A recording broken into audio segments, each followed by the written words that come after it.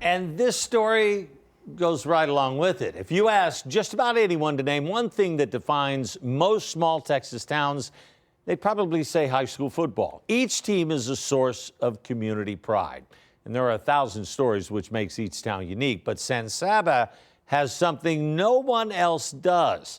I got a chance to dig into their story, and here's what I found.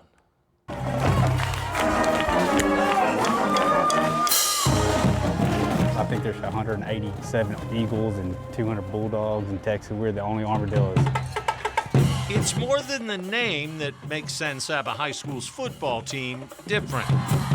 There's some strange things happen here every now and then, but it's been a good ride. Ronnie Schulze has coached here for 47 years.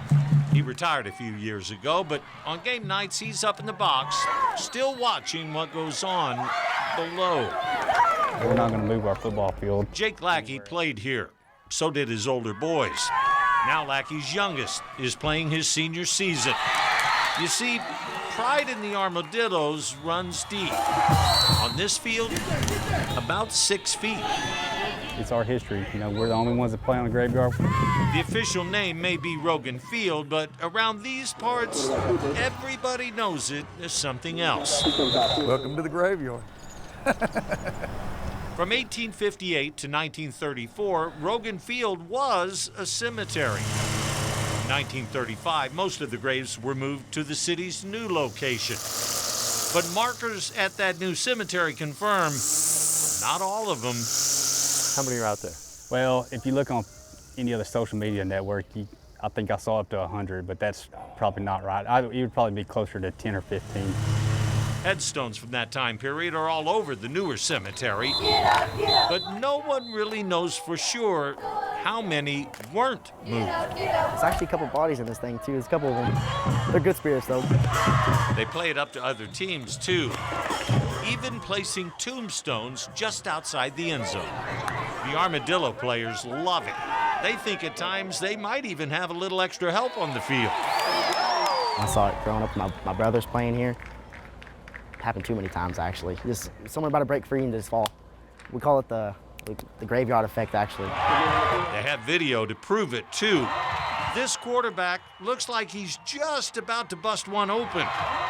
Every once in a while, if somebody get self-tackleization out here, you figure something happened. The fans love it, too. It's all part of the game at the graveyard. Might have had help. Turns out it's not always the opposing team either. We need about 10 of them guys to trip and fall down. Mike Revis graduated in 1971. His daddy played here too. And Revis says he had a strange encounter. Well, it happened. I don't know if it was a spirit or not, but I fumbled on the 3-yard line. Apparently it's not just the players either. There's for sure spirits here. Tara Tharp was an Armadillo cheerleader. She says one night, something must have grabbed her leg. We were tumbling, a group of us were all tumbling, and we were like on our 15th back handspring, and one of us just fell, and there was nobody inside, nobody around. It wasn't one of us, it was you. It was, but I didn't want you to know that. Anybody who's played here any amount of time. That's what goes on in my head every time I do it. That someone else tripped you? Yeah. Knows this school definitely has spirit. Absolutely. We have school spirits. They help us out. That's like I say, that's the 12th man.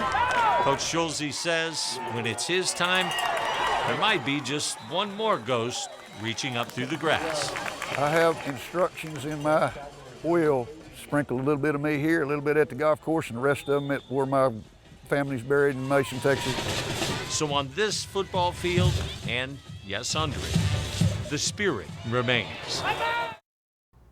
Wow. So now, actually, it was a lot of fun. They do have a lot of fun with it. It was actually Colt McCoy's former quarterback at UT. His daddy was coach there. He's the one that hung that sign that said, "Welcome to the graveyard." And it used to be over the opposing team's locker room. Oh, that's good. That is the coolest. So they I did like a little intimidation factor to Yeah. go along with it. But I think that was cool. That was it's, really How cool. How did you find that? actually, I have to give Mike Humphreys, our chief photographer, the credit. He's the one that found the story. I Okay. love that story. Well, and who shot it also. It was Yes. pretty incredible. Our eyes were peeled on the screen, and I know everybody else at home, yours were too. I want to say something really quick before we go to weather.